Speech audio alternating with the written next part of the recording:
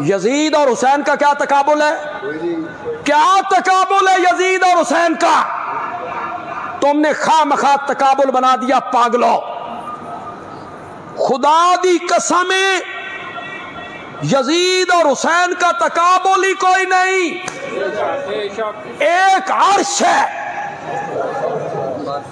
दूसरा उसके मुकाबले में फर्श है।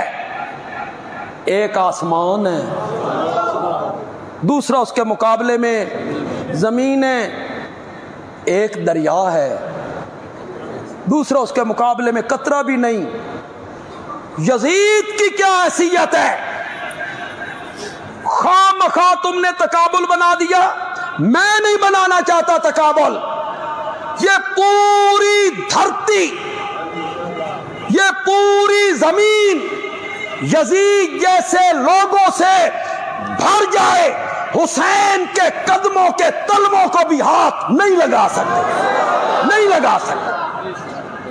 कमेंट पे बकवास करते रहते हो, हुसैन के दुश्मन है, यजीद के हामी हैं। यजीद का क्या मर्तबा है हुसैन के मुकाबले में? कोई मर्तबा नहीं। हुसैन के मुकाबले में कुछ नहीं है।